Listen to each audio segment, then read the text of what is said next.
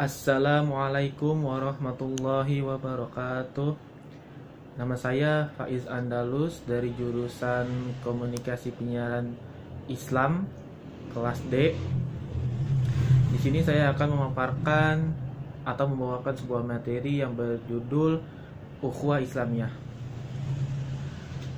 Imam At-Tabari rahimahullah mengatakan dalam tafsirnya, yang dimaksudkan oleh Allah Azza wa Jalla ialah, wahai orang-orang yang beriman, janganlah menjadi seperti orang-orang ahli kitab yang terpecah belah dan berselisih dalam agama, perintah dan larangan Allah Subhanahu wa taala. Sesudah datang kepada mereka keterangan-keterangan yang jelas berupa bukti-bukti dari Allah Azza wa Jalla. Mereka berselisih di dalamnya. Mereka memahami kebenaran tetapi mereka sengaja menentangnya, menyelisihi perintah Allah Azza wa Jalla dan membatalkan ikatan perjanjian yang dibuat oleh Allah Azza wa Jalla dengan lancang. Orang-orang ahlu kitab yang terpecah belah dan berselisih dalam agama Allah Azza wa Jalla, sesudahnya datang kebenaran itu akan mendapat azab yang berat. Jadi maksud firman Allah Azza wa Jalla di atas adalah, kalian wahai kaum mukminin, janganlah terpecah belah dalam agama kalian seperti mereka terpecah belah dalam agama mereka. Janganlah kalian berbuat dan mempunyai kebiasaan seperti perbuatan dan kebiasaan mereka. Sehingga jika demikian, kalian akan mendapatkan azab yang berat seperti azab yang mereka dapatkan. Imam Asy-Syatibi rahimahullah dalam Al-I'tisam menjelaskan bahwa perpecahan fisik atau tafarruq adalah akibat ikhtilaf atau perselisihan mazhab dan ikhtilaf pemikiran. Itu jika kita jadikan kalimat tafarruq bermakna perpecahan fisik. Inilah makna hakiki dari tafarruq. Namun jika kita jadikan makna tafarruq adalah perselisihan mazhab, maka maknanya sama dengan ikhtilaf. Sebagaimana firman Allah Azza wa Jalla, "Wala takunu kalladzina tafarraqu wakhtalafu." Artinya, dan janganlah kamu menyerupai orang-orang yang bercerai-berai dan berselisih. Adapun dalil dari sunnah bagi pokok yang agung ini, diantaranya sabda Rasulullah sallallahu alaihi wasallam, al-muslimu ukhuwal muslimi la yadhlimuhu wa la yahdhuluhu wa la yahqiruh. At-taqwa hahna, yushiru ila sadrihi thalatha marrat, bihasbin amri minasyarri ay yahqira akhahu muslim. Kullal muslimi alal muslimi haramun damuh. Artinya, seorang muslim adalah saudara bagi muslim lainnya. Ia tidak boleh menzoliminya, merendahkannya, dan tidak pula meremehkannya. Takwa adalah di sini, yaitu beliau menunjuk dadanya sampai 3 kali. Kemudian beliau bersabda lagi, cukuplah seseorang dikatakan buruk bila meremehkan saudaranya sesama muslim. Seorang muslim terhadap muslim lain haram darahnya, kehormatannya, dan hartanya. Hadis riwayat Muslim.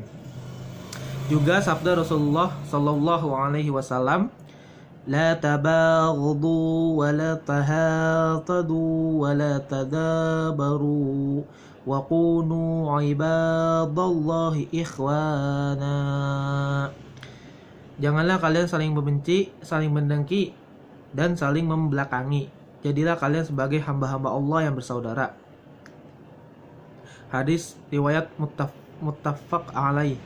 Hadis-hadis senada sangat banyak. Rasulullah SAW juga bersabda, al-mu'minu lil mu'mini kal bunyani yashuddu ba'dahu ba'da.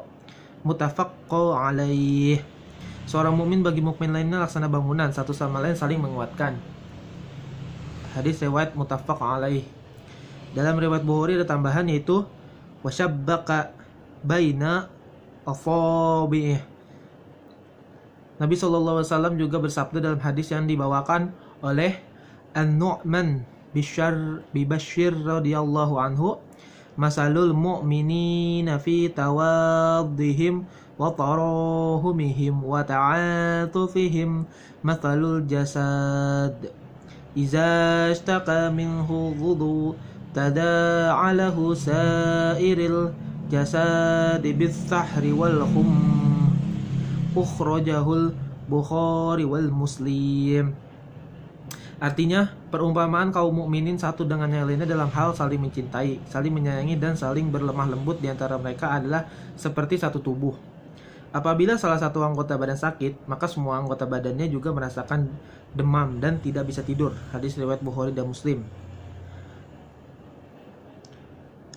Para ulama salaf pun sangat memperhatikan masalah ini. Syekh Muhammad bin Salih Al-Thuaimin rahimahullah menjelaskan tentang pentingnya persatuan dengan mengatakan, sesungguhnya di antara pokok sikap ahlu sunnah dalam masalah khilafiyah ialah bahwa selama perselisihan pendapat itu lahir karena ijtihad atau dari orang yang berhak berijtihad pendapat, dan masalahnya memang masih dalam batas yang diperbolehkan untuk diijtihadkan, maka para salafus salih saling memaklumi pendapat satu sama lain, dan hal itu tidak menyebabkan adanya kedengkian, permusuhan, dan kebencian di antara mereka. Bahkan mereka meyakini bahwa mereka harus tetap bersaudara meskipun terjadi perselisihan pendapat di antara mereka. Seseorang yang berpendapat bahwa memakan daging unta membatalkan wudhu tetap bermakmum kepada imam sholat yang habis memakan daging unta, dan yang berpendapat bahwa itu tidak membatalkan wudhu. Selanjutnya beliau melengkapi perkataannya, adapun masalah yang tidak boleh diperselisihkan di dalamnya adalah masalah yang menyelisihi manhaj atau pola dan sunnah para sahabat dan tabi'in. Misalnya masalah akidah yang ternyata banyak orang tersesat di dalamnya. Perselisihan dalam masalah akidah ini terjadi dan berkembang pada masa sesudah berlalunya generasi sahabat Rasulullah SAW. Jadi, pada masalah-masalah pokok yang tidak boleh diperselisihkan, tidak ada toleransi di dalamnya. Orang yang menyelisihinya berarti menyimpang. Demikianlah Islam datang untuk mempersatukan umatnya, bukan untuk memecah belah. Nas-nas di atas dan pernyataan para salafus salih sangat jelas bahwa umat Islam dituntut untuk bersaudara dan bersatu padu di bawah naungan agama Islam dan berlandaskan prinsip-prinsip kebenaran. Kaum muslimin harus satu manhaj dan satu persepsi dalam memahami Al-Quran dan Sunnah. Persatuan dan persaudaraan tidak berarti mengabaikan teguran kepada yang berbuat salah, apalagi berbuat bid'ah. Yang penting harus sesuai dengan cara yang diajarkan oleh Rasulullah SAW, baik dalam hal lemah lembut atau dalam cara keras.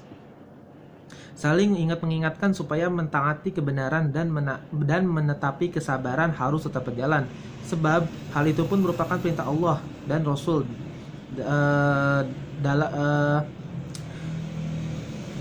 Hal itu pun merupakan perintah Allah Azza wa Jalla dan Rasulnya. Allah Azza wa Jalla berfirman, A'udzubillahi minasyaitonirrajim. Bismillahirrahmanirrahim. Wal 'ashr innal insana lafi khusr illa alladzina amanu wa 'amilus shalihati wa tawashaw bil haqq wa tawashaw bis sabr.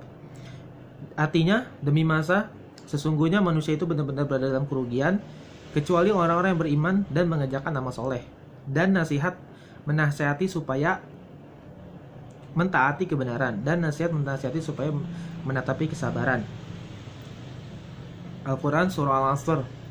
Namun adalah keterlaluan jika ada seorang muslim yang bersemangat mengajak persaudaraan, akan tetapi kenyataannya ia malah menjadikan sasaran bidik caci maki, cercaan, dan tuduhan salahnya kepada para ulama serta masyarakat yang bermanhaj ahlu sunnah wal jamaah. Sebaliknya, ia malah menjalin hubungan erat atau mengagumi para ahli bid'ah dan provokator perpecahan. Wallahu a'lam. Demikian yang bisa saya sampaikan.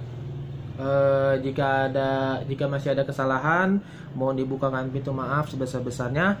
Wassalamualaikum warahmatullahi wabarakatuh.